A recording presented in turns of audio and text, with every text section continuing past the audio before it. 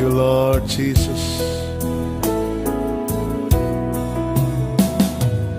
உம்மை போல யாரும் இல்லை என்னை என்றும் நேசிக்க. உம்மை போல யாரும் இல்லை என்னை என்றும் நேசிக்க. உந்தன் சத்தம் கேட்பேன், சித்தம் செய்வேன், உமக்காக உயிர் வாழ்கிறேன். உந்தன் சத்தம் கேட்பேன், உந்தன் சித்தம் செய்வேன், உமக்காக உயிர் வாழ்கிறேன். நான் உமக்காக உயிர் வாழ்கிறேன், நான் உமக்காக உயிர் வாழ்கிறேன். நிந்தனைகள், போராட்டம், பழி சொற்கள், அவமானம் எனக்கு எதிராய் என் வாழ்வில் வந்தாலும், நிந்தனைகள், போராட்டம்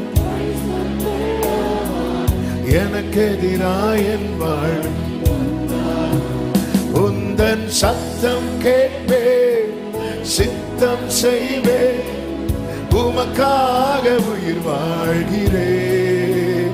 உந்தன் சத்தம் கேட்பேன், சித்தம் செய்வேன், உமக்காக உயிர் வாழ்கிறேன். நான் உமக்காக உயிர் வாழ்கிறேன், நான் உமக்காக உயிர் வாழ்கிறேன். ஆமென். பலவீனம், தடுமாற்றம், தோல்விகள், ஏமாற்றம் என் வாழ்வில் படையெடுத்து வந்தாலும்,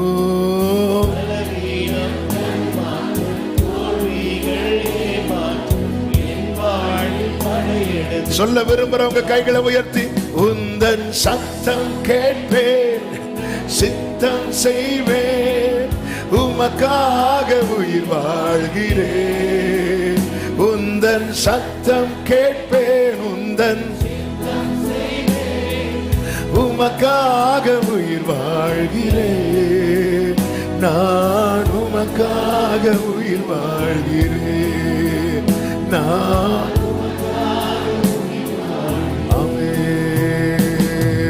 வறட்சிகள் வந்தாலும், தனிமையில் நின்றாலும், என் சாவில் நீ போதும் என்பே. வறட்சிகள் வந்தாலும், தனிமையில் நின்றாலும், என் சாவில். கைகளை உயர்த்தி சத்தமாய், உந்தன் சத்தம் கேட்பேன், உமக்காக உயிர் வாழ்கிறேன். உந்தன் சத்தம் கேட்பேன், சித்தம் செய்வேன், உமக்காக உயிர் வாழ்கிறேன். நான் உமக்காக, நான் உமக்காக. தாழ்த்துகிறோம் ஆண்டவரே, உங்க சத்தம் கேட்டு உங்க சித்தம் செய்ய எங்களை அர்ப்பணிக்கிறோம். எங்க கூட பேசுங்கப்பா. மீட்பர் நாமத்தில் பிதாவே, ஆமென். கைகளை உயர்த்தி ஒரு விசை கூட ஹல்லேலூயா. எரேமியா தீர்க்கதரிசன புஸ்தகம் 32வது அதிகாரம், அதனுடைய 27வது வசனம். இதோ நான் மாம்சமான யாவருக்கும் தேவனாகிய கர்த்தர், என்னாலே செய்யக்கூடாத அதிசயமான காரியம் ஒன்றுண்டோ? இதோ நான் மாம்சமான யாவருக்கும் தேவனாகிய கர்த்தர், என்னாலே செய்யக்கூடாத அதிசயமான காரியம் ஒன்று உண்டோ? எத்தனை பேர் நம்புறீங்க? என் ஆண்டவர் சர்வ வல்லவர். சர்வ வல்லவர் என்றால் சர்வத்தையும் செய்ய வல்லவர். என் தேவனால் கூடாத காரியம் ஒன்றுமே இல்லை. இதை நம்புறவங்க மட்டும் சத்தமாமேன்னு சொல்லுங்க.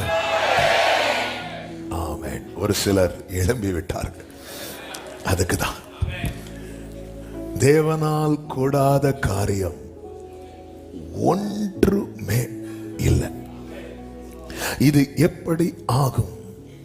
தேவனால் கூடாத காரியம் ஒன்றுமில்லை. சாராள் நகைக்கும் போது கர்த்தர் அதுதான் சொல்லுகிறார். என்னால முடியாதுன்னு நினைக்கிறியா அப்படின்னு கேட்கிறார். என் ஆண்டவர் ஒரு காரியத்தை நம்மிடத்திலே சொல்லுகிறார் என்றால் அதை எப்படி திட்டம் பண்ணி நிறைவேற்ற வேண்டும் என்பதை நன்றாய் அறிந்து வைத்துதான் அவர் பேசுகிறார். எசையா 46:11 அப்படித்தானே சொல்லப்பட்டிருக்கிறது. அதை சொன்னேன், அதை நிறைவேற்றுவேன், அதை திட்டம் பண்ணினேன், அதை செய்து முடிப்பேன்.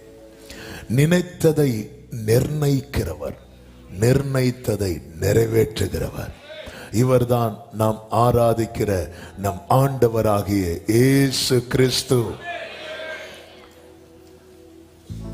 அவர் சொல்லியும் செய்யாதிருப்பாரோ?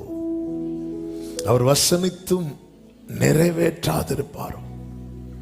அவர் இஸ்ரவேல் குடும்பத்துக்கு சொன்ன நல்வார்த்தைகளில் ஒன்றாகிலும் தவறவில்லை.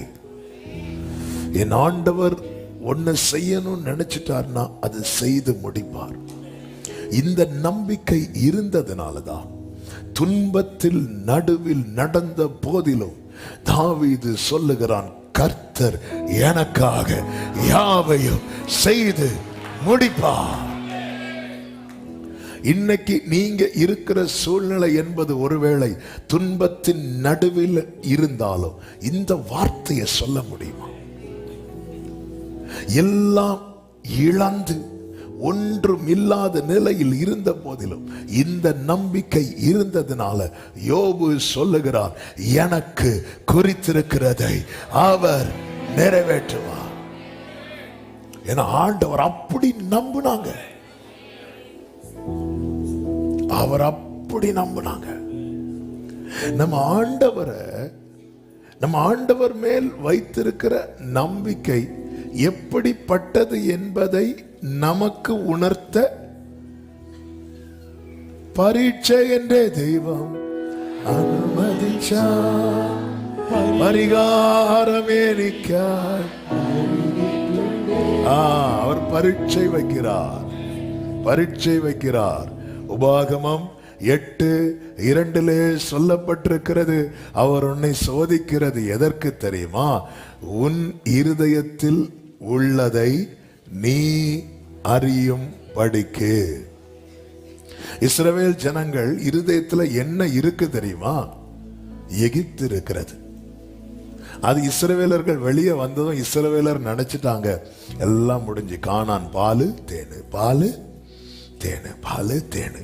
அதாவது வெளியே வந்தோடனே உங்களுக்கு பாலும் தேனும் கொடுக்கணும். ஹல்லேலூயா. ஆமென். நேரா ஆண்டவர் பார்த்தார். வனாந்திர வழியா நடக்கும் போது எடுத்த உடனே எகிப்துல கல்லறை, எகிப்துல இறைச்சி பாத்திரங்கள் அண்டை, எகிப்தின் தெய்வம், இருதயத்தில் உள்ளதெல்லாம் ஒன்னொன்னா வெளியே வருது. ஆமென். நம்ம இருதயத்துல என்ன மறைஞ்சிருந்தாலும் ஆண்டவர் நமக்கு உணர்த்துவார். அதுக்காக சில ட்ராக்ல விடுவார். நமக்கு தெரியாது. சில நேரத்துல நமக்கு தோணும் உலகத்திலே நம்ம தான் பெரிய பரிசுத்தவான்கள் என்று. அப்படி தோணும் போது ட்ராக் ரெடி ஆயிட்டுன்னு அர்த்தம். ஆமென். சில நேரத்துல நமக்கு தோணும் நம்ம தான் பெரிய விசுவாச வீரர்கள். லைட்டா ஒரு தலைவலி வந்திருக்கும், ஆண்டவர் எனக்கு சுகம் தருவார் அப்படின்ட்டு இருப்போம். சுகம் கிடைச்சிரும். உடனே நம்ம நினைப்போம், பத்தியா நான் எப்படி இருந்தேன், என் விசுவாசம் லேஸ்ல நீங்க நினைக்கிற மாதிரி எல்லாம் கிடையாது. ட்ராக் ரெடி ஆயிட்டு இருக்குன்னு அர்த்தம். ஆமென். அமைதியா ஸ்தோத்திரம் பண்ணிட்டு ஹல்லேலூயா. ஆமென். அதனாலதான் பவுல் சொல்லுகிறார், நான் என்னை உயர்த்தாதபடிக்கு ஒரு முள் கொடுக்கப்பட்டது. நான் உங்களை விட அதிகமாய் அந்நிய பாஷை பேசுகிறேன் சொன்னது யார் தெரியுமா? பவுல். ஆண்டவர் இங்க வா, இந்த முள்ளபடி வச்சுக்கோ, ஆண்டவர் என்ன ஆண்டவர் பார்சல் திறந்து பாரு. குத்துனா பிடுங்கலாம், கொடுத்தா எரிய முடியுமா? கொடுத்தது யாரு? கர்த்தர். நாங்கெல்லாம் ஜெபிக்கும் போது நாங்கெல்லாம் முழங்கால நின்று பைபிளை திறந்தா எப்ப தூங்குவோன்னு ட்ராக் ரெடி ஆகுதுன்னு புரிஞ்சுக்கோங்க. ஆண்டவர் மேல நாம வைத்திருக்கிற நம்பிக்கை எப்படிப்பட்டதா இருக்கிறது. ஆண்டவரை நம்ம எப்படி பார்க்கிறோம். போன வெள்ளிக்கிழமை இந்த வார்த்தையை கேட்டோம். நம்ம ஆண்டவரை எவ்வளவுதான் நம்ம அறிந்ததை வைத்து, நாம் கற்றதை வைத்து, நாம் கேட்டதை வைத்து, நாம் படித்ததை வைத்து, நாம் அனுபவித்ததை வைத்து, நாம் அடைந்ததை வைத்து நமக்குன்னு ஒரு வியூ இருக்குல்ல, ஆண்டவர் இப்படின்னு. நம்ம எவ்வளவுதான் அவரை உயர்த்தி பார்த்தாலும் நம்ம ஆண்டவர் எப்படி தெரியுமா? அதுக்கு மேல. ஹல்லேலூயா. அதுக்கும் மேல. யோவான் ஓசன்னா பாடும்போது யோவானும் கூட உண்டு. என்ன சொல்லி பாடுறாங்க தெரியுமா? தாவீதின் குமாரனுக்கு ஓசன்னா என்று பாடினார்கள். அந்த யோவான் பத்மு தீவில் இருக்கிறான். பத்மு தீவில் இருக்கும்போது அவன் ஆவிக்குள்ளாகி அவனுக்கு தரிசனங்கள் காண்பிக்கப்படுகிறது. அதிலே தான் வெளிப்படுத்தின விசேஷம் 5வது அதிகாரம். எடுக்க வேண்டாம், செய்தி இல்லை, டச் பண்ணிட்டு செய்தி கொள்ளவார். அங்கேதான் கர்த்தருக்கு மகிமை உண்டாவதாக சிங்காசனத்தில் வீற்றிருக்கிறவர் கையிலே ஒரு புத்தகம் இருக்கிறது, முத்திரிக்கப்பட்ட புத்தகம். சிங்காசனத்தில் வீற்றிருக்கிறவர் வலது கரத்தில் இருக்க கண்டேன். அப்பொழுது அதை உடைக்க ஒருவனும் இல்லை. இதை உடைக்க பாத்திரவான் யார் என்று ஒரு தூதன் மிகுந்த சத்தமிட்டு சொல்லுகிறார். ஒருவனும் இல்லை என்று அறிந்தபோது இந்த யோவான் என்ன பண்றார் தெரியுமா? ஓன்னு அழுறார்.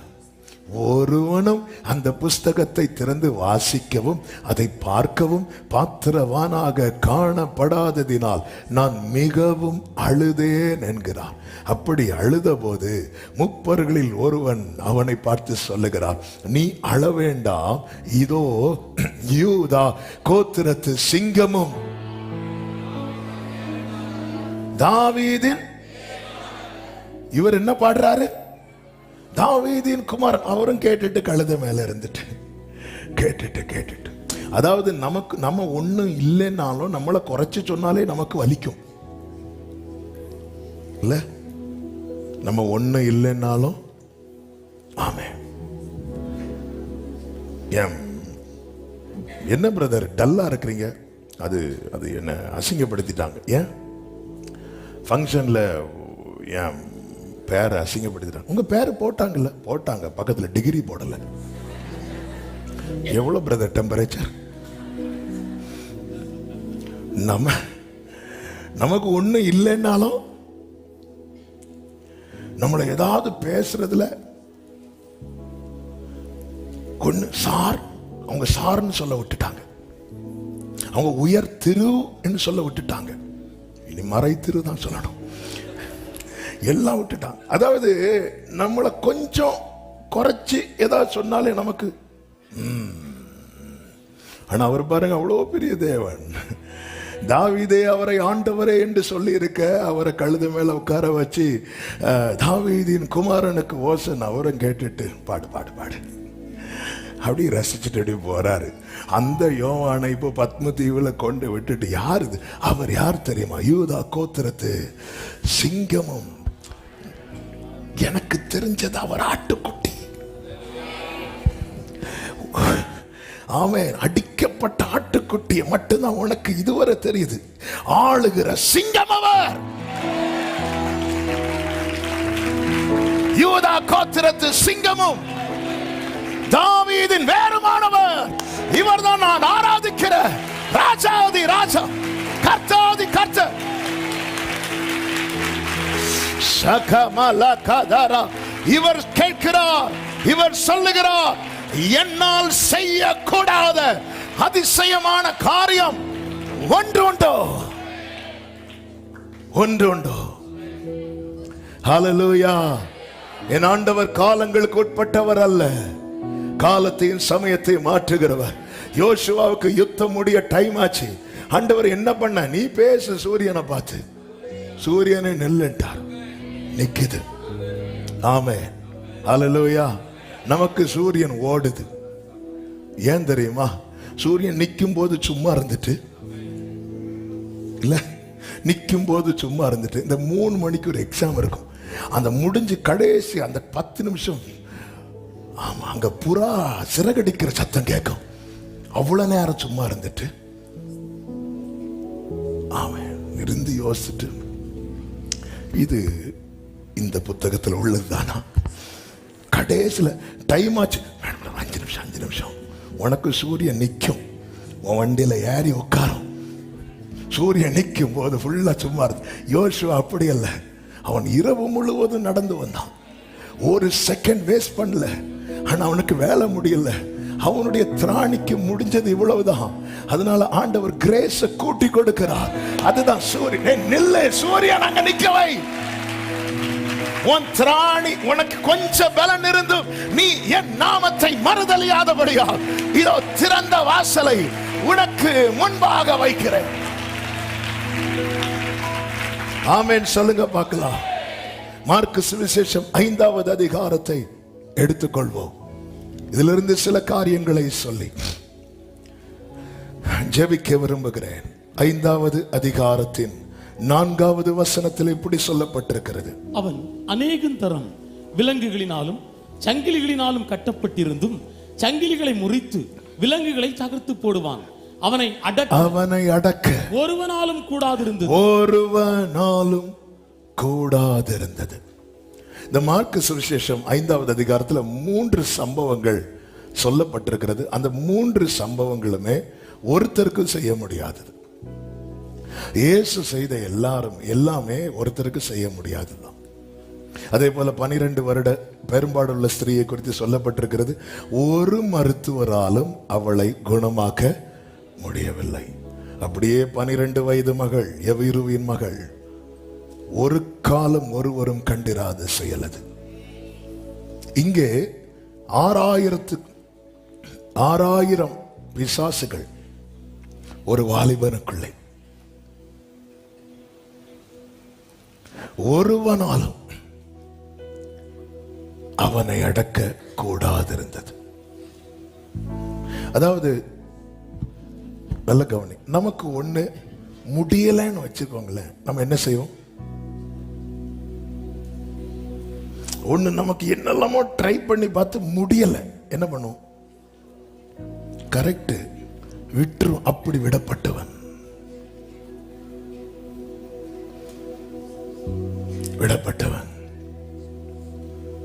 அதான் ஒருவனாலும்.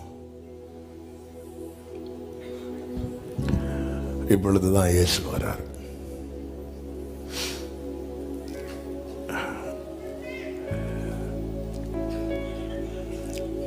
நமக்காக சிலர் ட்ரை பண்றாங்கன்னு வைங்களேன், அவர் சைலண்டா இருப்பார். சிலர் நம்மளை விட்டுருவாங்க, அந்த தருணத்துக்காக அவர் வெயிட் பண்ணிட்டு இருப்பார். நல்ல தெரிந்த பகுதி, அதனால இன்னைக்கு ஆவியானவர் நிறைய காரியங்களை பேசுவார் நான் நம்புறேன். ஒருவனாலும் அவனுக்கு குடும்பம் உண்டா? கண்டிப்பா உண்டு.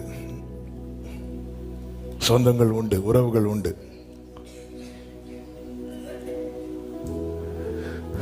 இவன் மலைகளிலும் கல்லறைகளிலும் இருந்து இரவும் பகலும் கூக்குரலிட்டு கல்லுகளினாலே தன்னை காயப்படுத்தி கொண்டிருந்தான். பிசாசு எங்க இருக்கு? பிசாசுகள் எங்க இருக்கு? உள்ள இருக்கு. அப்ப பிசாசு எங்கிருந்து வேலை செய்தவனுக்கு? உள்ள இருந்து. அப்ப அவனுக்கு வலி எங்க? மெயினா உள்ள இருக்கிற வலியை எப்படி போக்கணும்னு தெரியல. ஒருவேளை இவன் அதை அடிக்கிறதுக்கு கல் எடுத்து அடிச்சானான்னு தெரியல. பாதிப்பு ஃபுல்லா யாருக்கு? அவனுக்கு. சில நேரத்தில் ஏதோ ஒரு கோபத்தில் நம்ம ஓங்கி அடிப்போம். பாதிப்பு யாருக்கு? சிலர் கோவத்துல வாங்கி ஏதாவது அடிப்பாங்க. பாத்தியா பவர, ரத்தம் வருது. பாதிப்பு யாருக்கு? சிலர் அப்படியே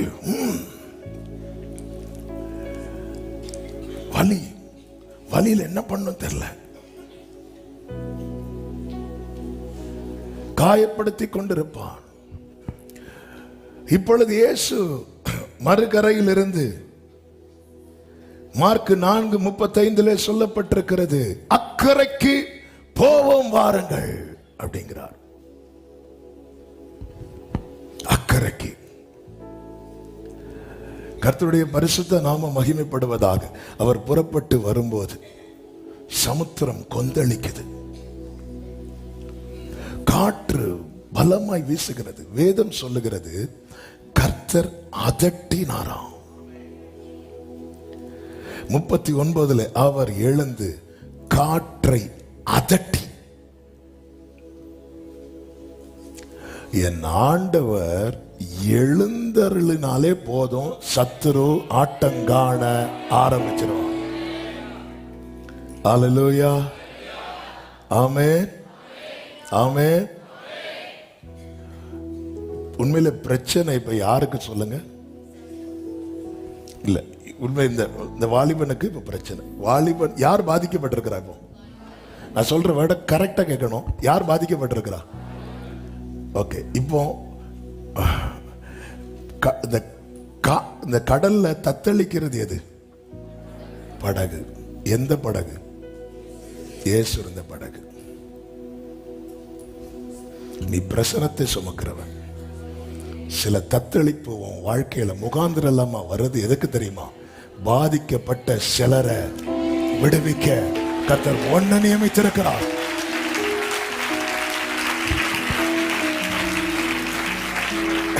என்னாண்டவர் இயேசு இருக்கிற எல்லாருக்கும். ஏன் இந்த வேர்டு இப்ப நான் அடுத்து போக போக உங்களுக்கு புரியும். யாருக்கோ பிரச்சனைக்கு என் வாழ்க்கையில புயல் அடிக்கணுமா?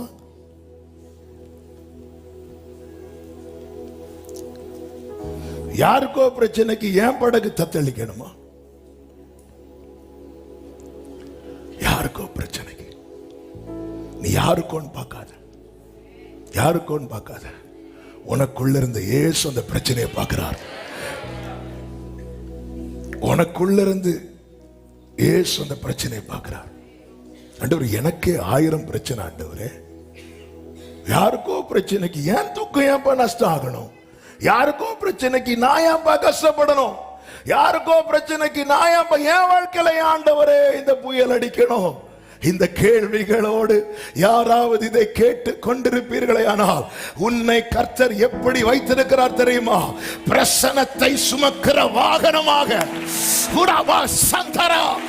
தேவனுடைய பிரசனத்தை சுமக்கிறவன் நீ. தேவனுடைய பிரசனத்தை சுமக்கிறவள் நீ. Praise God. Praise the Lord. கர்த்தருக்கு மகிமை உண்டாவதாக. சீஷர்கள் நாங்க மடிகிறோம், நாங்க மடிகிறோம். ஏய், நீ மடியல்ல. இன்னும் கொஞ்ச நேரத்துல எது சாக போகுதுன்னு நீ பார்க்க போற. ஆமென். ஆண்டவர் எழும்பி அதட்டுறார். அப்போ மற்றவர்களுக்காக நம்ம செபிக்கும் போது அல்லது கர்த்தருடைய காரியத்துக்காய் நிற்கும் போது, ஆமென், சில போராட்டங்கள், சில கொந்தளிப்புகள் வரும்போது ஒரு தேவ பிள்ளையின் நாவிலே மரணமும் ஜீவனும் நாவின் அதிகாரத்திலே கர்த்தர் வைத்திருக்கிறார். மலைகளை பெயர்த்து, இதோ நான் உன்னை புதிதும் கூர்மையுமான பற்கள் உள்ள எந்திரமாக்குகிறேன். உன்னை புதிதும் கூர்மையுமான பற்கள் உள்ள எந்திரமாக்குகிறேன். ஆனா நீ என்ன செஞ்சிருக்கணும்? அதட்டி இருக்கணும். அதட்ட வேண்டிய நீ என்ன பண்ணிட்டு இருக்கிற? அலறிட்டு இருக்கிற.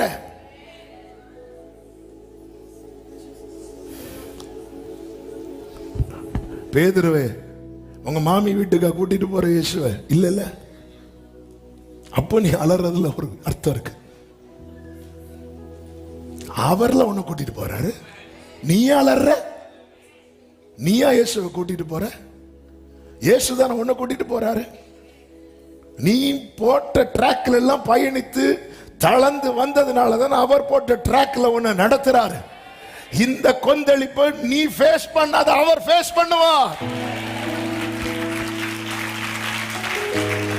பேதுரு ஃபர்ஸ்ட் மாமி விட்டு கூட்டிட்டு போனாரு, சுகம் கிடைச்சு.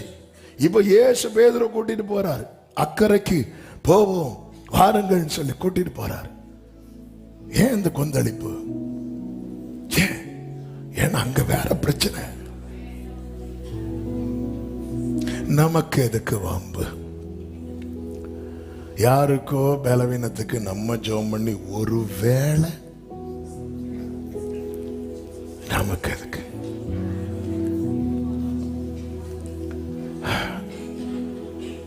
எனக்குள்ள இருந்து பயணிக்க விரும்புகிறா. I am ready father. எத்தனை பேர் இந்த காலை வேளையில, எத்தனை பேர் இந்த காலை வேளையில, எத்தனை பேர் இந்த காலை வேளையில ஆமே நல்ல கவனிங்க. இப்படி நம்ம பிரசன்னத்துல வருகிறது வேற, நாமே அவருடைய பிரசன்னமாய் மாறுவது. என்னால் செய்யக்கூடாத அதிசயமான காரியம் ஒன்று உண்டோ? இவன் ஆண்டவர் காற்றை அதட்டி கடலை பார்த்து இறையாதே அமைதலாயிரு என்றார். காற்று நின்று போய் மிகுந்த அமைதல் உண்டாயிற்று. படகு அக்கறையிலே வந்தது. 5:2 சொல்லப்பட்டிருக்கிறது, அவர் படவிலிருந்து இறங்கின உடனே. படகிலிருந்து இறங்கின உடனே அதன் அர்த்தம் இயேசு அந்த கரையில கால வச்சதும், இயேசுவின் அந்த அந்த ஒரு விரல் லைட்டா அதுல பட்டதும், கல்லறையில் பிரேத கல்லறைகளில் இருந்து ஒரு மனுஷன் அவருக்கு எதிராக வந்தான். நல்ல கவனிங்க. இதுவரை அவன் எங்க இருந்தான்? கல்லறையில் இருந்தான். கல்லறையில் இருந்தான். இரவும் இருந்தான், பகலும் இருந்தான். அவனை சங்கிலிகளால கட்டி கொண்டு போக பார்த்தாங்க, முடியல. ஆனா ஒரு ஊரே சேர்ந்து இந்த கல்லறையிலிருந்து அவனை வெளியே எடுக்கலான்னு பார்த்தாங்க, முடியல. ஆனா இயேசுவினுடைய பாதத்தினுடைய ஒரு விரல் நுனி அந்த தரையில பட்டதும்,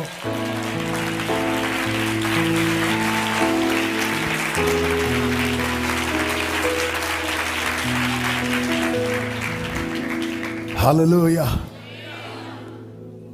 வெளியே வந்தான். வெளியே வந்த அந்த பட்டணத்தின் சாபம், அந்த பிசாசு, அந்த பட்டணத்தினுடைய அந்த கெதரேனே பட்டணத்தினுடைய பெரிய சாபம் இந்த பிசாசு. என்ன மத்தேயு சுவிசேஷத்தில் படிக்கும் போது 2 வாலிபர்கள் என்று சொல்லப்பட்டிருக்கிறது. அதுவும் 1-2 பிசாசு அல்ல, 6000 பிசாசுகள். அவன் முதல்ல பிரச்சனை வெளியே வரணும், பிரச்சனை வெளியே வரணும், அதுக்கப்புறம் தான் சால்வ் ஆகும். தேவ பிரச்சனத்துல எது ப்ராப்ளம் அது வெளியே வரும். ஆமென் சொல்லுங்க பார்க்கலாம்.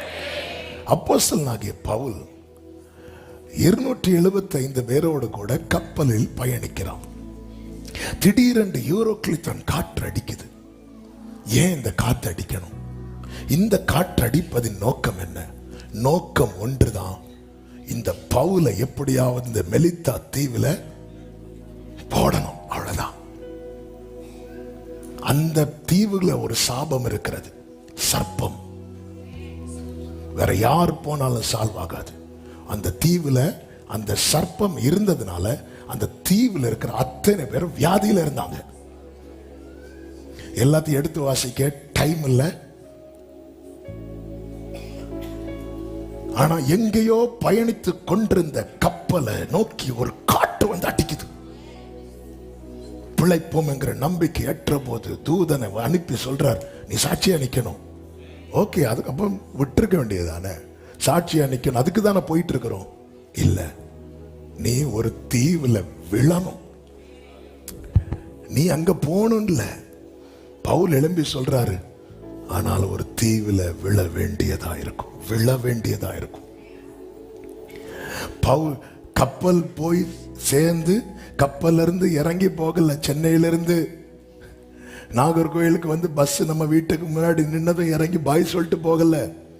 அவங்க கட்டையில மிதந்தாங்க. பவுல் கட்டையில மிதந்தான். எப்படியாவது கரை சேரணும், நீ விழணும். பவுலே, என்ன பிளான் ஆண்டவரை வச்சிருக்கிறீங்க நீங்க? நான் விழணும்னு சத்துரு நினைச்சிட்டு இருக்கிறான், நீங்க என்னன்னா இல்ல இல்ல, நீ ஒரு தீவுல விழணும்.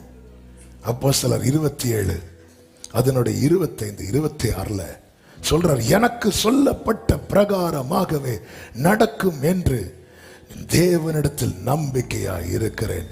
ஆயினும் நாம் ஒரு தீவிலே விழ வேண்டியதாயிருக்கும். ஏன்னா அங்க ஒரு வல்லமை மறைந்திருக்கிறது, அங்க ஒரு சர்ப்பம் மறைந்திருக்கிறது, அங்க விழ வைக்கிறான். தேவ பிள்ளைகளே, கர்த்தருடைய சித்தத்தை செய்யும்படி அர்ப்பணித்து பயணிக்கும் உங்க வாழ்க்கையில சில வீழ்ச்சியை தேவன் அனுமதிக்கிறார் என்றால் புரிந்து கொள்ளுங்க, நீ விழுவதின் மூலம் அநேகர் எழும்ப போறாங்க.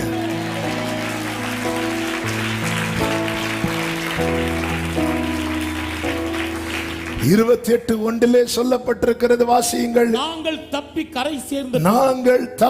கரை சேர்ந்த பின்பு அந்த தீவின் பேர் மெலித்தா என்று அறிந்தோம். அடுத்து, அந்நியராகி அந்த தீவார் எங்களுக்கு பாராட்டின அன்பு கொஞ்சமல்ல, எங்களுக்கு பாராட்டின அன்பு கொஞ்சமல்ல.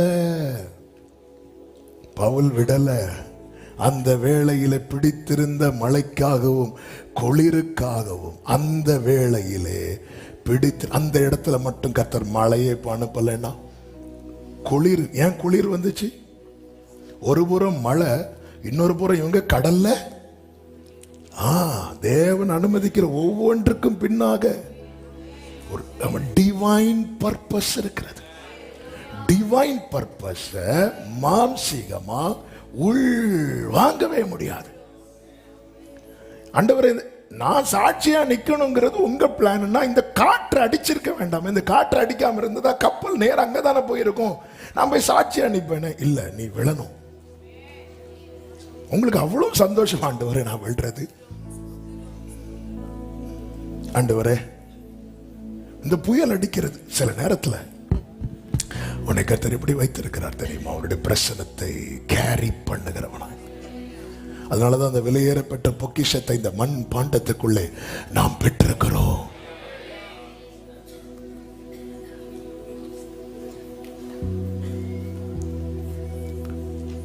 இப்பொழுது பவுல் என்ன செய்கிறார் என்றா,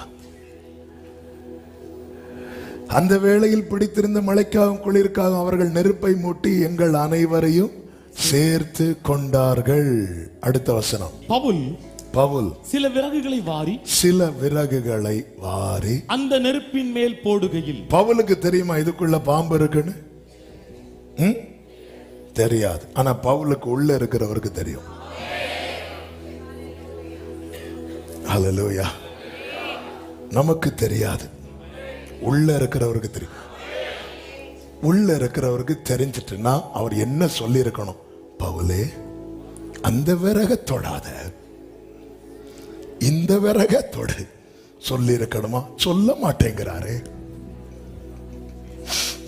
ஒன்ன வச்சு சிலதை சால்வ் பண்ணணும்னு அவர் டிசைட் பண்ணிட்டாருன்னா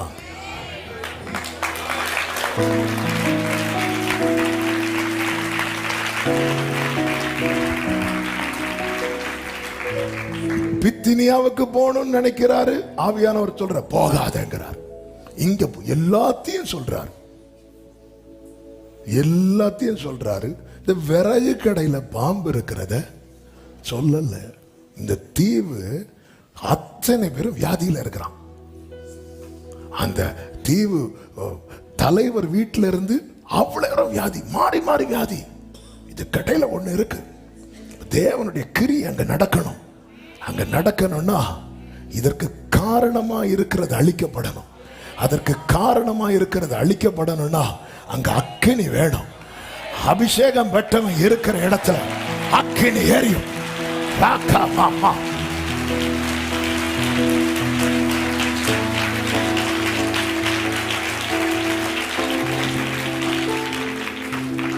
பவுல் சில விறகுகளை வாரி அந்த நெருப்பின் மேல் போடுகையில், ஆமே, அக்கினி இருந்தும் பவுல் போட்டாதான் பாம்பு உள்ள விடும்.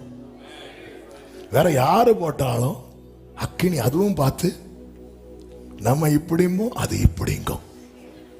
போயிட்டு வரவா, ஓகே போயிட்டு வா. அபிஷேகம் பெற்றவன ஆண்டவர் எங்க கை வைப்பார்னே தெரியாது. என்ன ஆண்டவர், நான் போற இடம்லாம், உலகத்துல சொல்லுவாங்க பாவி செல்லும் இடமெல்லாம் பாதாளம், பரிசுத்தவான்கள் செல்லும் இடமெல்லாம் போராட்டம். தெரியாது. ஆமே, அவளை அந்த நெருப்பின் மேல் போடுகையில் ஒரு விரியன் பாம்பு அனல் உரைத்து புறப்பட்டு, அனல் உரைத்து, பவுல் அந்த பாம்பு அடிக்கல, தூக்கி போட்டார். அப்ப அந்த பாம்புக்கும் தெரியாது யார் தூக்கி போட்டார். ஆனா அதனுடைய போக்கஸ் யார் மேல திரும்புது தெரியுமா? பவுல் மேல. உலகம் உங்களை பகைத்தால் அது உங்களை பகைக்கிறதற்கு முன்னே என்னை பகைக்க. அபிஷேகம் பெற்ற தேவ பிள்ளையே, பிரசனத்தை சுமக்கிற தேவ பிள்ளையே, உன்னை உலகம் பகைக்குதுன்னு அதுக்கு முன்னாடி அவரை பகைக்குது. சத்துரு உனக்கு எதிராக வாரான அதுக்கு முன்னாடி. ஹல்லேலூயா. அனல் உரைத்து புறப்பட்டு, அதாவது இது எதர்ச்சியா நடந்ததில்ல. போற வழியில காலு பட்டதும், சில கடிக்காத நாய் கூட காலு பட்டா கூட சில நேரத்துல அது குறைக்க வாயை திறந்துருப்போம், நம்ம பயத்துல காலை உள்ள விட்டுருப்போம். கேட்ட நாய் கடிச்சிட்டு, அந்த நாய் கடிக்கவே செய்யாதே. இது எதர்ச்சியாகவோ தற்செயலாகவோ நடந்ததல்ல. இத்தனை பேர் இருக்கிறாங்க, அந்த பட்டணம் முழுவதும் இருக்கிறாங்க. பவுலோடு சேர்த்து எக்ஸ்ட்ரா 276 பேர் இருக்கிறாங்க. அது நடுவில் அதனுடைய போக்கஸ் யார் மேல தெரியுமா? ஏன்னா அதுக்கு தெரிஞ்சிட்டு அவனுக்கு கடைசி வந்துட்டு இல்ல, நமக்கு கடைசி வந்துட்டு. ஹல்லேலூயா, ஹல்லேலூயா. புறப்பட்டு அவனுடைய கையை கவ்விக்கொண்டது. 4வது வசனத்தை வாசிங்க. விஷப்பூச்சி அவன் கையிலே தொங்குகிறதை அந்நியராகிய அந்த தீவார் கண்டபோது, இந்த மனுஷன் கொலைபாதகன், இதற்கு சந்தேகம் இல்லை, இவன் சமுத்திரத்துக்கு தப்பி வந்தும் வழியானது இவனை பிழைக்க ஒட்டவில்லை என்று தங்களுக்குள்ளே சொல்லிக் கொண்டார்கள். அந்த அந்நிய இப்போ கூட அவங்களால கிரகிக்க முடியல.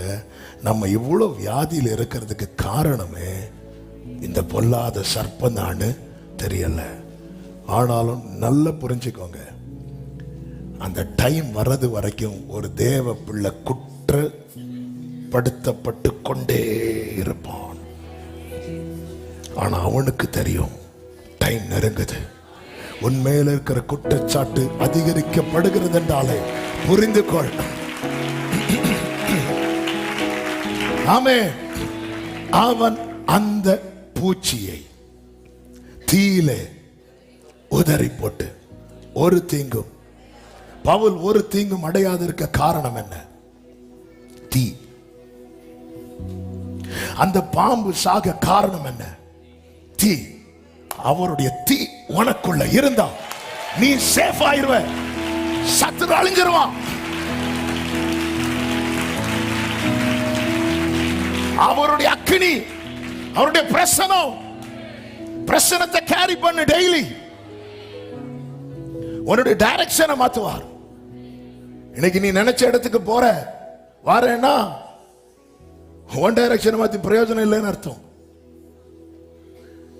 ஆண்டவரை மாத்துறீங்க. அக்கினி ஒரு தீக்கு முன்னாடி மோசையை நிறுத்தி செய்தி மாறுது. நீ எகிப்துக்கு போங்கிறார், அங்க வாங்குறார், மலைக்கு வாங்குறார், டைரக்ஷனை மாத்துறார். அவன் பிரச்சனத்தை கேரி பண்றவன். அவன் போய் நிக்கிற இடத்துல அங்க அங்க அங்க ஏதோ ஒண்ணு நடக்கும்.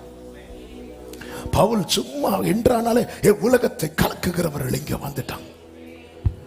ஏசு கரையில காலை வச்சதும் ஒரு மனுஷனுக்கு அந்த கல்லறையிலிருந்து அவனை வெளியே கூட எடுக்க முடியல.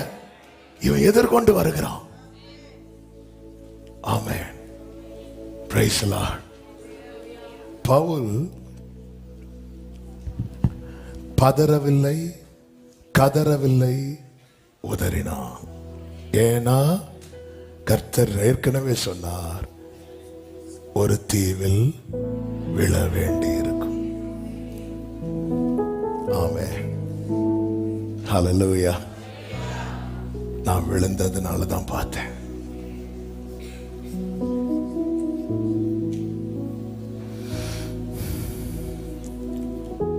அதற்கு பின்பு வேதம் சொல்லுகிறது 9வது வசனம், இது நடந்த பின்பு தீவிலே இருந்த மற்ற வியாதிக்காரரும் வந்து குணமாக்கப்பட்டார்கள். அதற்கு முன்பதாக 8வது வசனத்திலே அந்த பிப்பிலிவனுடைய தகப்பன் ஜுரத்தினாலும் இரத்த பேதியினாலும் வருத்தப்பட்டு கிடந்தான். பவுல் போய் ஜெபம் பண்ணி அவன் மேல் கைகளை குணமாக்கினான். இது நடந்த பின்பு தீவில் இருந்த மற்ற வியாதிக்காரரும் வந்து இப்போ ஹீலிங் மினிஸ்ட்ரி தடையில்லாம நடக்குது.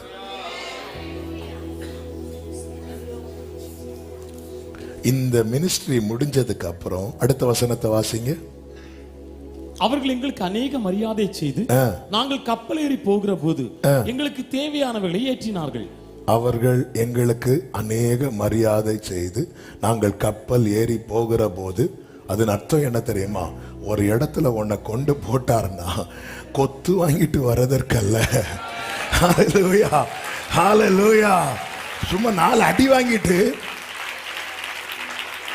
ஆமென் அங்க போய் பரிதாபமா, ஆமென் என்ன இப்படி இருக்கீங்க பவுலே, போனேன் கொத்துக்குங்க பாரு. அவங்க எல்லாரும் என்ன அப்படி சொன்னாங்க இப்படி சொன்னாங்க, அதனால நான் ஓடி வந்துட்டேன். ஆரம்பம் விழுந்தது. பவுல் அந்த மெலித்தா தீவுக்குள்ள என்றானது எப்படி தெரியுமா? ஒரு பலகையை பிடிச்சு.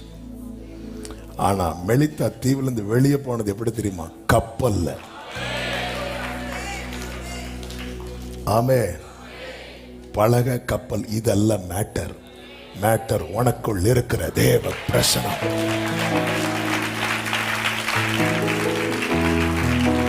கட்டையில போறவன கப்பல்ல போக வைக்கிறது ஆண்டவருக்கு விஷயம் இல்ல. ஆண்டவருக்கு விஷயமே உனக்குள் இருந்து உலகத்தில் இருக்கிறவனை ஜெயிப்பதுதான். ஹல்லேலூயா.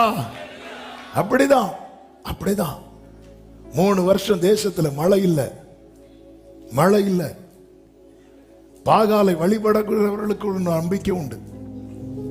பாகால் தான் அக்னி, அக்னியின் தெய்வம், மழையின் தெய்வம்.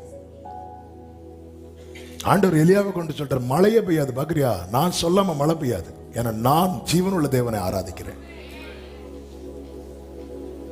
ஆண்டவர் கேரி தாட்டண்டையில ஒளித்திருக்க வைக்கிறார். ஒளித்திருக்க வைத்து விட்டு இப்பொழுது சொல்லுகிறார், நீ சீதோனுக்கு அடுத்த சாரிபாத். ஏன் சீதோனுக்கு அடுத்த சாரிபாத்? சீதோன் தான் இயேசபேலுக்கு ஊரு. எலியாவை உள்ள கொண்டு போறார். எலியா அங்க போய் பண்ணதெல்லாம் நமக்கு தெரிஞ்சது, சாப்பிட்டது. நான் பைபிள் சொல்லுகிறது கருத்தாய் ஜெபித்தான், கருத்தாய் ஜெபித்தான். வெறும் சாப்பிட வைக்கிறதுக்குன்னா கேரி தாட்டு தண்ணீரை கர்த்தர் வற்றாமல் பார்த்திருக்கலாம், காகத்தை தடையில்லாமல் அனுப்பி இருக்கலாம். ஒரு காகம் போனா இன்னொரு காகம். பிரசனத்தை சுமக்கிறவனுடைய டைரக்ஷன் எப்ப மாறும் தெரியாது, எப்படி மாத்துவார்னு தெரியாது. ஆனா ஒண்ணு புரிஞ்சுக்கோங்க, என்ன ஒரு இடத்துல இருந்து இன்னொரு இடத்துக்கு கொண்டு போறாருன்னா அங்க என்ன சாப்பிட வைக்கிறதுக்கு மட்டும் இல்ல, அங்க ஏதோ சிலவற்றை கர்த்தர் நிர்மூலமாக்க.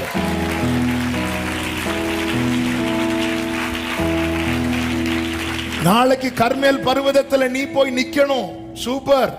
ஆனா அதுக்கு முன்னாடி நீ உள்ள என்றாக எலியாவே, உள்ள என்றார். சீதோனுக்கு அடுத்த சாரிபாத்ல எலியா போய் அங்க இருக்கிறார். தெரியாது யாருக்கும். கேட்டா அவர் ஏதோ அப்போ அந்த பணியாரம் தின்னுட்டு இருக்கிறார். போட்டோம் தின்னுட்டோம். தேவ பிள்ளையே, உன்னுடைய லைஃப் ஸ்டைல் மற்றவர்கள் பார்வையில சாதாரணமாக தான் இருக்கும். ஆனால் நீ சுமக்கிற பிரசனத்தினுடைய பவர் என்ன என்பது நாளானது விளங்கப்படும். இப்ப எலியா வாராரு. எலியா வந்து சொல்றாரு, என்ன சொன்ன உங்க தெய்வம் யாரு? பாகால். பாகால்னா என்ன பண்ணும்? அதுதான் அக்கினியின் தெய்வம். ஓகே, அக்கினியினால் உத்தர வருளுகிற தெய்வமே தெய்வம். இப்பொழுது அவங்க கூப்பிடுறாங்க, அவங்க ஜெபம் பண்றாங்க, ஹெவியா என்னெல்லாமோ பண்ணி பார்க்கறாங்க. அப்போ ஏலியா ஒரு வார்த்தை சொல்லுவார். என்ன வார்த்தை தெரியுமா? 1 ராஜாக்கள் 18:27 உரத்த சத்தமாய் கூப்பிடுங்கள், அவன் தேவனாமே, அவன் தியானத்தில் இருப்பான் அல்லது அலுவலா இருப்பான். அடுத்த ஒரு வார்த்தை, அல்லது பிரயாணம் போயிருப்பான், அல்லது தூங்கினாலும் தூங்குவான். அவன் எழுப்ப வேண்டியது. அதாவது அவருக்கு என்ன கான்பிடன்ஸ், எப்படி வருவான்? இன்னைக்கு நான் கர்மேல் பருவத்தில் நிக்கிறத மட்டும்தானே நீ பார்த்த. என் ஆண்டவர் என்ன அங்க கொண்டு போய் அடிக்க வச்சுட்டு வந்தது உனக்கு தெரியாது. நீ அந்தரங்கத்தில் செய்கிற சில யுத்தம், சில போராட்டம், எல்லாரும் தூங்கும் போது உனக்கு தூங்க முடியல, எல்லாரும் சிரிக்கும் போது நீ அழுதுட்டு இருந்த. ஆனா இது எல்லாம் உனக்கு சந்தோஷமாய் நன்மையாய் நாளை மாற போகிறது. நீ போய் நிக்கிற இடத்தில் அற்புதம் நடக்கும். நீ தேவ பிரசனத்தை சுமக்கிறவன். என்னை ஆண்டவர் அங்க இருந்து இங்க கொண்டு வந்தீங்க. இந்த புலம்பலோடு சில உள்ளங்கள் தெரியாது. அங்க போய் வேற ஏதாவது நடந்துச்சா? இல்ல, ஒரு அற்புதம் நடந்துச்சு, அது வேற. ஆமென். அந்த அற்புதம் நடந்து இல்லைன்னா அந்த வீட்டுல திருப்பி எலியாவுக்கு சாப்பாடு கிடையாது. ஆனா சம்பவம் வேற, கர்த்தர் செய்கிறது. அதனாலதான் சொல்லுகிறேன், நம்முடைய வாழ்க்கை படகுல புயல் அடிக்கும் போது கலங்க கூடாது. நாம போற பாதையில புயல் அடிச்சா கலங்கணும். ஆனா கர்த்தர் தானே என்ன கொண்டு போறார், நான் கலங்க மாட்டேன். எதிர்காற்று வீச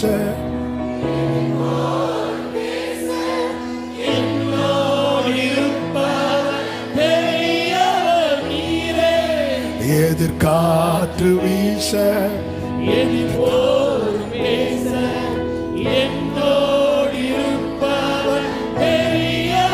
சத்தமாய்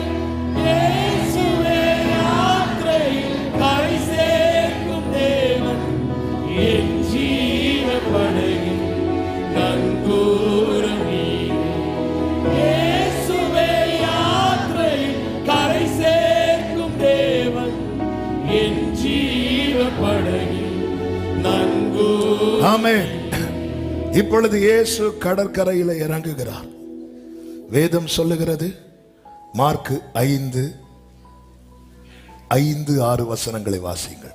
அவன் எப்பொழுதும் இரவும் பகலும் மலைகளிலும் கல்லறைகளிலும் இருந்து கூக்குரலிட்டு கல்லுகளினாலே தன்னை காயப்படுத்திக் கொண்டிருந்தார். அதாவது அந்த வலி தாங்க முடியாம கல்லுனால அடிப்பாரு, அந்த அடிச்சு அழுவாரு. இதுதான் அந்த வாலிபன் அடித்து காயப்படுத்தி. அடுத்த வசனத்தில் சொல்லப்பட்டிருக்கிறது, அவன் இயேசுவை தூரத்திலே கண்டபோது ஓடி வந்து அவரை பணிந்து கொண்டு. அதாவது அவர் சமீபமாயிருந்தும் நாம் இன்னும் தேட மறுக்கிறோம். இவன் தூரத்தில் கண்டபோதே. ஆமென். இயேசு எவ்வளவு தேவை என்பது அப்பம் சாப்பிட்டவங்களுக்கு இல்ல, அதிகம் காயப்பட்டவனுக்கு தான் தெரியும். இயேசு எவ்வளவு தேவை என்பது அப்பம் சாப்பிட்டவங்களுக்கு இல்ல, அதிகமா காயப்பட்டவனுக்கு தான் தெரியும். இயேசு எவ்வளவு தேவை என்பது அதிகமாய் கண்ணீர் வடித்த ஆமென் ஆகாருக்கு தான் தெரியும். இயேசு எவ்வளவு தேவை என தனிமையை கண்ட யாக்கோபுக்கு தான் தெரியும். இயேசு எவ்வளவு தேவை என தள்ளப்பட்ட தாவீதுக்கு தான் தெரியும். இயேசு எவ்வளவு தேவை. அப்படி என்றால் சில கடினமான காயமான பாதையிலே கர்த்தர் உன்னை நடத்த அனுமதித்தது உனக்கு அவர் எவ்வளவு தேவை என்பது. அறியணும், நீ புரியணும். எனக்கு இயேசு தேவை. ஏன் எல்லாரும் வீட்டுக்குள்ளே பேதுரு உட்பட இருக்கும்போது மகதலே நாம் மரியாள் மட்டும் அந்த கல்லறைக்கு முன்னாடி நின்று அழுது கொண்டிருக்க காரணம், அவளுக்குள்ள 7 பிசாசுகள் இருந்தது. இயேசு இருக்கிறது வரைக்கும் தான் அவளுக்கு வேல்யூ. அதனாலதான் அவ போய் சொன்ன செய்திய எல்லாரும் நம்பல. தெளிவா அப்படின்னாங்க. இதே இது பேதுரு சொல்லியிருந்தா நம்பி இருப்பாங்க, யோவான் சொல்லியிருந்தா நம்பி இருப்பாங்க. அவ போய் அழுதா, அவதான் அழுதா. இவன் தூரத்திலே கண்ட போது வேதமே சொல்லுகிறது, அவர் சமீபமா இருக்கையில் நோக்கி கூப்பிடுங்கள். ஆனா இப்ப அவர் தூரத்துல தான் நிற்கிறார். என கேட்டுக்கொண்டிருக்கிற அன்பு சகோதரா சகோதரி, உன்னை தேடி வந்தவரிடம் நீ ஓடி வா. அவருக்கு மகிமையாய் கர்த்தர் உன்னை தான் நிறுத்துவார்.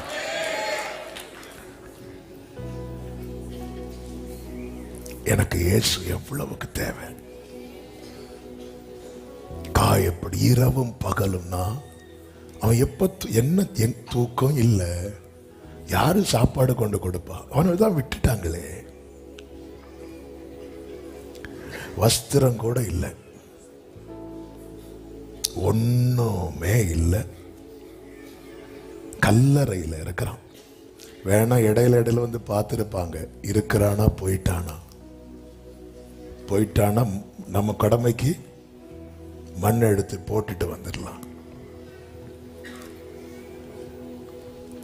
ஆமென். அவனுக்குள் இருந்த 6000 பிசாசுகள். அதாவது அவன் எந்த அளவுக்கு அலைக்கழிக்கப்பட்டிருப்பானா, அந்த பிசாசுகளை பண்டிகளுக்குள்ள அனுப்பும்படி அது கேட்கும். இயேசு அனுமதிப்பார். அது பண்டிகளுக்குள்ள போய் அடுத்த செகண்டே பண்டி வலி தாங்க முடியாம கடல்ல விழுந்து மாண்டு போச்சுன்னா அவன் எவ்வளவு வலிய வாங்கிட்டு இருந்திருப்பான். 2000 பன்றிகள் 6000 பிசாசுகள்னா ஒரு பன்றிக்குள்ள 3 வச்சு போயிருக்கும். 3 பிசாசு அதுக்கு நிக்க முடியல, தாங்க முடியல. ஒரே ஒரு நாள் ஒரு வேளை ஒரு பன்றியால தாங்க முடியாம அதை சூசைட் பண்ணி செத்துட்டு. அப்போ அது எந்த அளவுக்கு டார்ச்சர் கொடுக்கிற பெயின் கொடுக்கிற அதுவும் அத்தனையும் சேர்ந்து ஒருவனுக்குள்ள இரவும் பகலும். கல்லறை என்பது நம்பிக்கை இழக்கிற இடம். ஆனா அந்த இடத்திலிருந்து தூக்கி விடுறதுக்கு ஒரே ஒருத்தருக்கு மட்டும்தான் முடியும். அவர்தான் நாம் ஆராதிக்கிற நம் ஆண்டவராகிய இயேசு கிறிஸ்து. ஹல்லேலூயா. இப்போ அவர் வந்ததும் 7வது வசனத்தை வாசிங்க. இயேசுவே, உன்னதமான தேவனுடைய குமாரனே, எனக்கும் உமக்கும் என்ன? என்னை வேதனைப்படுத்தாதபடிக்கு தேவன் பேரில் உமக்கு ஆணை என்று மிகுந்த சத்தமிட்டு சொன்னான். மிகுந்த சத்தமிட்டு சொன்னான். உள்ள எத்தனை இருக்கு? அப்ப இப்ப எத்தனை வாய்ஸ் கேக்குது? ஒரு வாய்ஸ். அப்ப யாருக்கு வாய்ஸ் இப்ப கேக்குது? அவனுடைய வாய்ஸ் தான் கேக்குது. அதன் அர்த்தம் என்ன? அவன் வாயை யார் யூஸ் பண்றான்? பிசாசு யூஸ் பண்றான். ஆமென். அடுத்த வசனத்தை வாசிங்க. ஏனெனில் அவர் அவனை நோக்கி, அசுத்தாவியே, இந்த மனுஷனை விட்டு புறப்பட்டு போ என்று சொல்லியிருந்தார். அப்பொழுது அவர் அவனை நோக்கி, உன் பேர் என்னவென்று கேட்டார். ஏன்னா இயேசு என்ன சொல்லியிருந்தார்? இவனை விட்டு புறப்பட்டு போ போ அப்படி சொன்னதும் என்ன வேதனைப்படுத்தாதுன்னு சொல்லிட்டு பேசுறார். ஆனா அவர் சொல்லிட்டு அடுத்து புறப்பட்டு போன்னு சொல்லல. அவர் ஒரு வார்த்தை தான் சொல்லுவார். சாத்தானை அட்டாக் பண்றதுக்கோ விரட்டுறதுக்கோ ஒரு ரிஸ்க் எடுக்க மாட்டார். ஆமென். அதாவது அவனுக்குன்னு சில பவர் இருந்துச்சு, அப்பவே அவர் தள்ளி விட்டார். இனி நல்ல கவனிங்க. இந்த 6000 பிசாசு யாருடைய வாயை யூஸ் பண்ணிட்டு இருக்கிறாங்க? கர்த்தர் முதல்ல என்ன பண்ணா தெரியுமா? கல்லறையிலிருந்து வெளியே கொண்டு வந்து அவனுக்குள்ளதான் இப்ப பிசாசு இருக்கு, அவனோடு ஒட்டி இருக்கு, அவனுக்குள்ளேயே ஒரு பிரிவை உண்டாக்குகிறார்.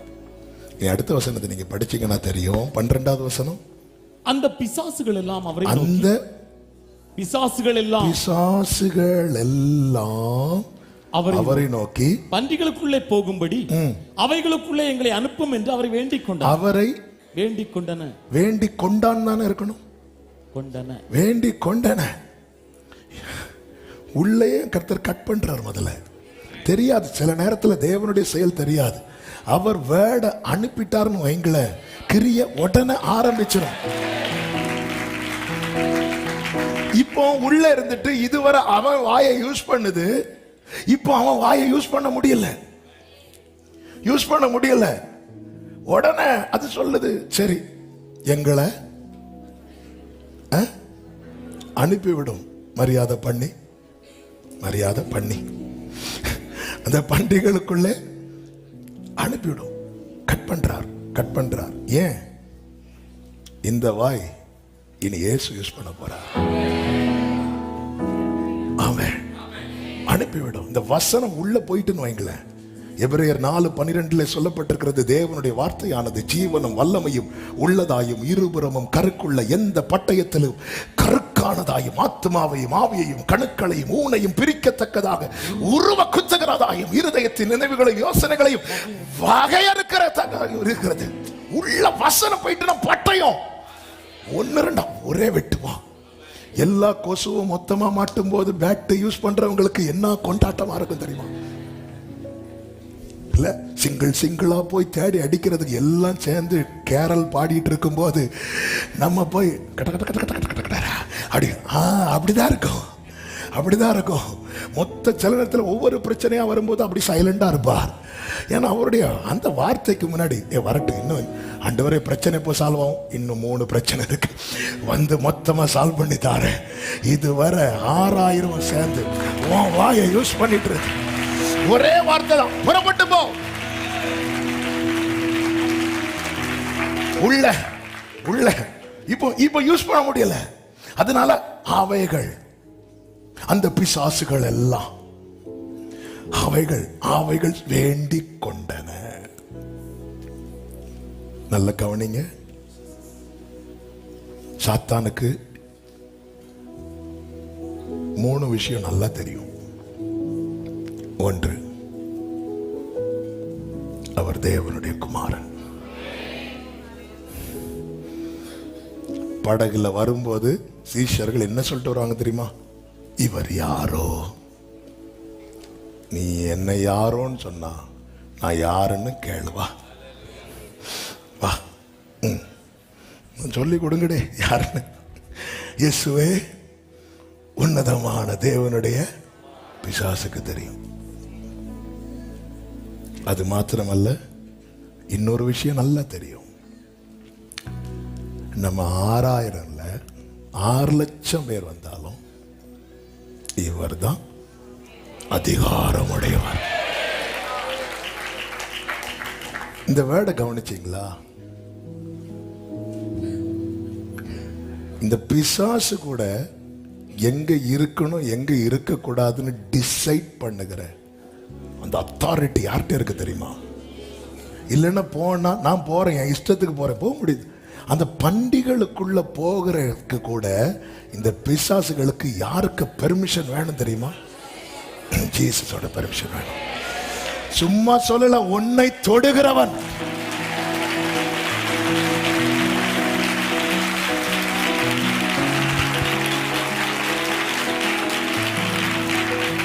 இதே சம்பவம் மத்தேயுல சொல்லும் போது இந்த பிசாசு இன்னொரு வேர்டு சொல்லும், காலம் வரும் முன்னே எங்களை வேதனைப்படுத்தவா இங்கே.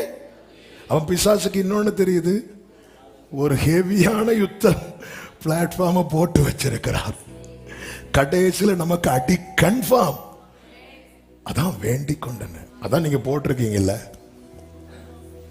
அந்த யுத்தம் எந்த யுத்தம்னு, அங்க எங்களை அடிங்க. இப்பொழுது இந்த பண்டிகை பிசாசுடைய போக்கஸை பார்த்தீங்களா?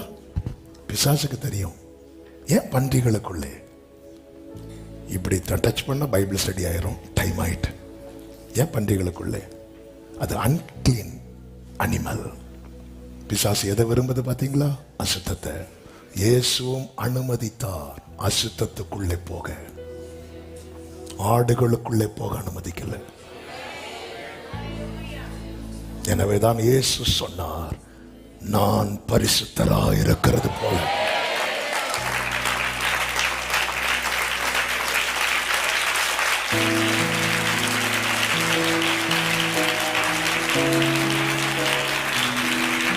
இந்த பண்டிகளுக்குள்ளே போக உத்தரவிடும். ஆண்டவர் ஒப்பு கொடுத்தரக்கூடாது. அதனாலதான் தேவப்புள்ள அனுதினமும்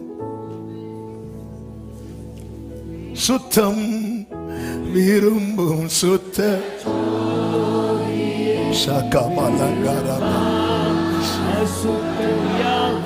சாத்தா வந்து கேட்பான், இதே போல வேண்டும் ஆண்டவர், அவன்கிட்ட அசுத்தம் இருக்கு, நான் போட்டுமா, நான் போட்டுமா, அவன் அப்படி பண்ணிட்டு இருக்கிறான், நான் போட்டுமா. அந்த பண்டிகைகளுக்குள்ள போக விட்டான். ஆண்டவர் போக விடல. தேவ பிள்ளையே, ஆண்டவர் அனுமதிக்கிறார். ஏன்? அது அசுத்தம் உள்ளது. அந்த பண்டிகைகளுக்குள்ளே அவைகள் போய் கடல்ல விழுந்து செத்துட்டு. 5:15 வாசியுங்கள். இயேசுவினிடத்தில் வந்து லேகியோன் 14-15 வாசியுங்கள். பன்றிகளை மேய்த்தவர்கள் ஓடி இதை பட்டணத்திலும் சுற்றுப்புறங்களிலும் அறிவித்தார்கள். அப்பொழுது சம்பவித்ததை பார்க்கும்படி ஜனங்கள் புறப்பட்டு இயேசுவினிடத்தில் வந்து லேகியோனாகிய பிசாசுகள் பிடித்திருந்தவன். சம்பவித்ததை பார்க்கணும்னா எதை பார்க்க வந்தாங்க?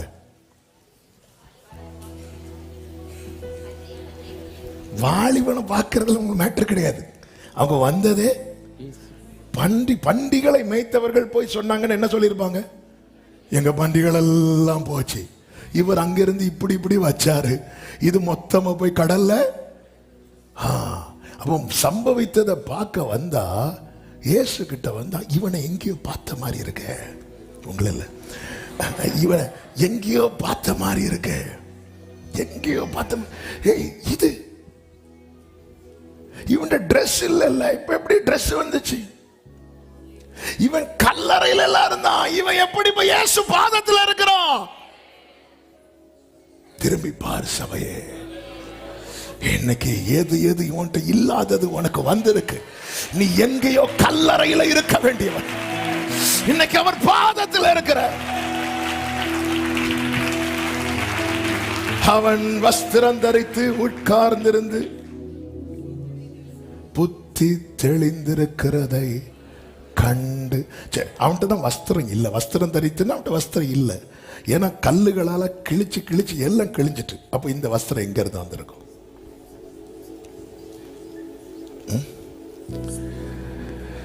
சண்டே கடையும் திறக்காது. என் அப்பா வந்தா எதுங்க வராது? ஏங்க இப்படி இருந்தா எப்படிங்க? ஹல்லேலூயா. அங்க யாருங்க இருக்கிறா? யெகோவா ஈரே எல்லாம் பார்த்து கொள்வார், தேவையை நிறைவாக்குவார். ஆமென். கண்ணீர் எடுத்து வைத்து ஏற்றதாய் பலன் தருவார். அந்நாளை களிப்பாய் மாற்றினவர்,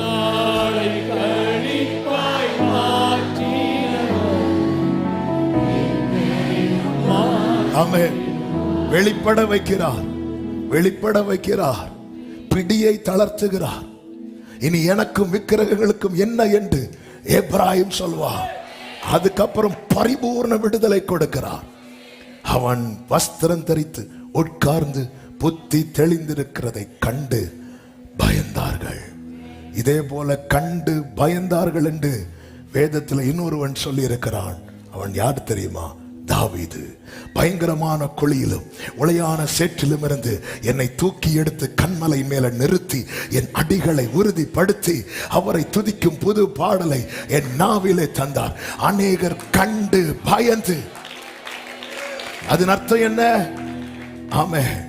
தேவனால் மீட்கப்பட்டவனை கர்த்தர் பாடவும் வைப்பார், பாதத்தில் அமரவும் வைப்பார். அப்ப லேகியோன் பிடிச்சப்போ பயப்படலையா, இப்ப பயப்படுறாங்க. மீட்கப்பட்டவனை பார்த்து உலகம் பயப்படும். ஆமே. ஆனா மீட்கப்பட்டவன் பிசாசு பிடிச்சவனை பார்த்து பயப்படுறான். ஹல்லேலூயா. இப்போ ஜனங்கள் எல்லாம் இயேசுட்ட வந்து சொல்றாங்க. 16வது வசனம் குயிக்கா வாசிங்க. பிசாசுகள் பிடித்திருந்தவனுக்கும் பன்றிகளுக்கும் சம்பவித்ததை கண்டவர்களும் அவர்களுக்கு விவரமாய் சொன்னார்கள். 2 பேருக்கு நடந்ததை விவரமா சொன்னாங்க.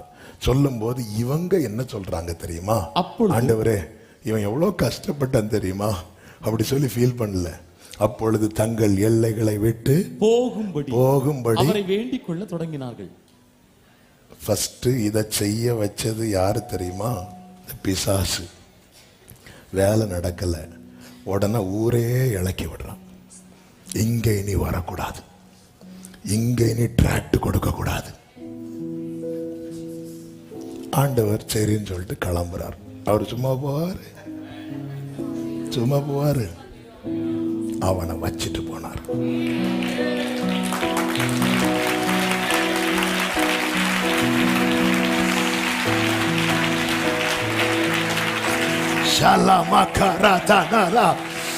இயேசு கிறிஸ்து வந்தார், மரித்தார், அடக்கம் பண்ணப்பட்டார், உயிர் தெழுந்தார். சும்மா போறாரு, சபையை வச்சிட்டு போயிருக்கிறார். சபையை வச்சிட்டு போயிருக்கிறார். அவரை வேண்டிக் கொள்ள தொடங்கினார்கள். உடனே இயேசு போகும்போது இவன் பிசாசு எல்லாம் பார்த்துட்டு இருக்கோம். இவன் என்ன சொல்றான்? அவர் படகில் ஏறும்போது பிசாசு பிடித்தவன் அவரோட கூட இருக்கும்படிக்கு தனக்கு உத்தரவு கொடுக்க அவரை வேண்டிக் கொண்ட. பிசாசு ஆண்டவர் கூட்டிட்டு போயிருங்க, அவன் தான் ஆசைப்படுறான்ல, எப்போ வருவீர், ஆசை கூட்டிட்டு போயிருங்க. இயேசு அவனுக்கு பிரதியுத்தரமாக அதற்கு உத்தரவு கொடுக்கல. அவர் உத்தரவு கொடுத்தது, இந்த பட்டணத்தில் இருக்கிற பிசாசு தான் போகணும், நீ போக கூடாது. நீ கதர்னத, நீ கூக்குரலிட்டத இந்த ஜனங்க கேட்டாங்க. இனி நீ கூப்பிட்டு சொல்வத இந்த ஜனங்க கேட்க போறாங்க.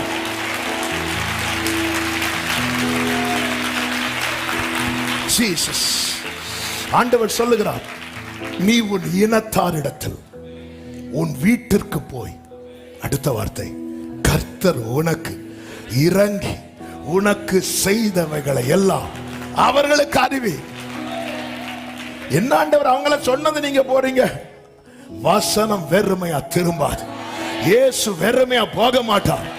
உங்க வீட விசிட் பண்ணிட்டு உங்களை வச்சிட்டு போயிருக்கிறார். பல மரண கண்ணிகளை தாண்டி நீ வாழ்ந்து கொண்டிருக்கிறாய். 3 பிசாசு உள்ள போனாலே பண்டி சூசைட் பண்ணது. 6000 பிசாசுகளால் அலைக்கழிக்கப்பட்டும் அந்த தீபம் அணையாதிருக்க காரணம் அவருக்காக உன்னை வைத்திருக்கிறார். அவருக்காக உன்னை வைத்திருக்கிறார். அவருக்காக உன்னை வைத்திருக்கிறார். அவருக்காக. அதாவது நான் நிக்க கூடாதுன்னு சொல்றாங்க, நீ நில்லு. என்ன ஆண்டவரே? ஆமென். நான் நிக்க கூடாதுங்கிற, நீ நில்லு. என்ன ஆண்டவரே? ஒரு தூதனை நிறுத்தினா கூட கொஞ்சம் வெயிட்டா இருக்கும். ஆண்டவரே, நான் யார் தெரியுமா? நீ நில்லு, நீ நில்லு. ஹல்லேலூயா. பவுல் சொல்லுகிறார், இந்த தேகத்தை விட்டு பிரித்து அவரோடு இருக்க ஆசை உண்டு, ஆனா நான் இதுல வாசமா இருக்கிறது உங்களுக்கு அவசியம். அவன் பல மரண கண்ணிகளை தாண்டி உன்னை வாழ வச்சிருக்கிறார்னா அவருக்கு நீ அவசியம். உன்னை கொண்டு உதிக்கிற உன் ஒளியின் இடத்துல ராஜாக்கள் நடந்து வருவதை, நீ கூக்குரலிட்டதை கேட்ட காதுகள் இனி நீ கூப்பிட்டு சொல்ல போற, இயேசுவை ஆண்டவர், இயேசுவை இரட்சகர். அடுத்த வசனம், அந்தபடி அவன் போய் இயேசு தனக்கு செய்தவைகளை எல்லாம் தெக்கப்போலி என்னும் நாட்டில் பிரசித்தம் பண்ண தொடங்கினான். அப்படிதான். அதன் அர்த்தம் என்ன? இனிதான் ஆரம்பம். எல்லாம் முடிஞ்சு நினைச்சுதானே கல்லறையில போய் உக்காந்த. ஆமென். முடிந்ததென்று நினைத்த இடத்துல என் ஆண்டவர் ஒரு துவக்கத்தை தருகிறார். வேதம் என்ன சொல்லுகிறது தெரியுமா? எல்லாரும் ஆச்சரியப்பட்டார்கள். ஹல்லேலூயா. உன்னை விசிட் பண்ணிட்டு உன்னை வச்சுட்டு போயிருக்கிறா, கூட்டிட்டு போக வேண்டியதானே. பேதுருவே வா, பிலிப்புவே வா. இவன் வரும்போது இங்க பாரு, நான் ஒன்ன துரத்தல, அதுதான் துரத்தினேன். நீ இருக்கணும், நீ இருக்கணும், இந்த வீட்டில் நீ இருக்கணும், இந்த தேசத்துல நீ இருக்கணும், இந்த பட்டணத்துல நீ இருக்கணும். இன்று கூக்குரலா இருக்கலாம், நாளை நீ கூப்பிட்டு சொல்ல போகிறாய். என் தேவனால் செய்யக்கூடாத அதிசயமான காரியம் ஒன்றும் இல்லை. உங்க சத்தம் கேட்பேன். கண்களை மூடி. உமக்காக உயிர் வாழ்கிறேன். உந்தன்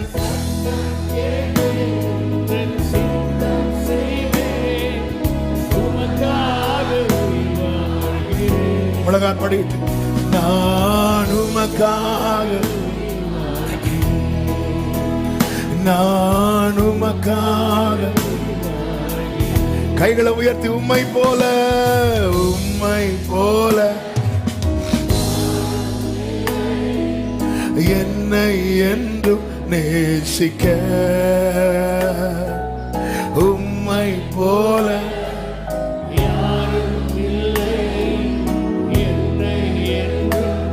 அர்ப்பணிக்கிறவங்க கைகளை உயர்த்தி உங்க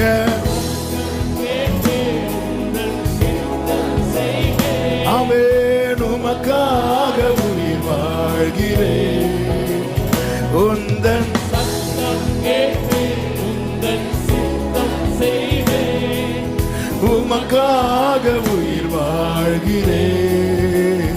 நான் உமக்காக உயிர் வாழ்கிறேன்.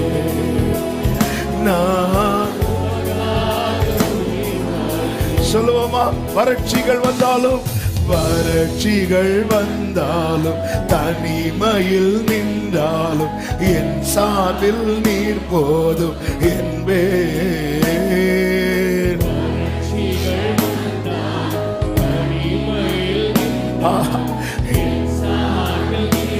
சொல்லுங்க, கைகளை உயர்த்தி உங்க சத்தம், உந்தன் சத்தம் கேட்பேன்.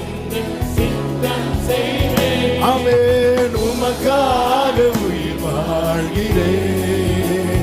உந்தன் சத்தம் சபகலரபகர. ஆமென். ஓ நான் ஜீசஸ், நான் ஒரு வார்த்தை கூட சொல்லும். பலவீனம், தடுமாற்றம், தோல்விகளே மாற்றம். பலவீனம், தடுமாற்றம்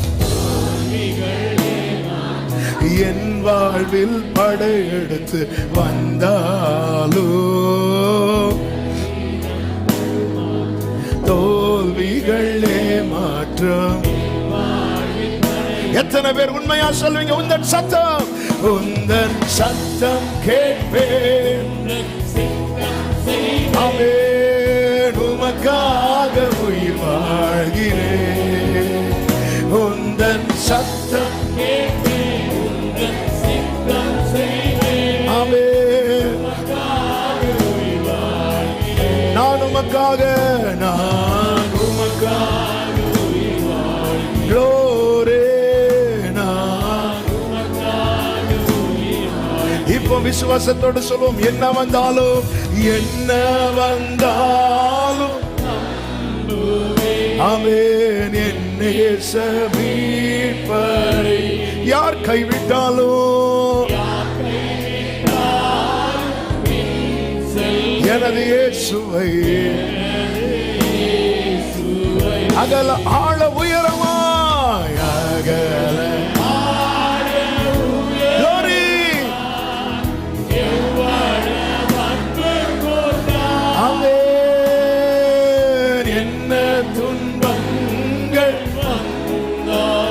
அவர் என்னை கைவிட மாட்டார்.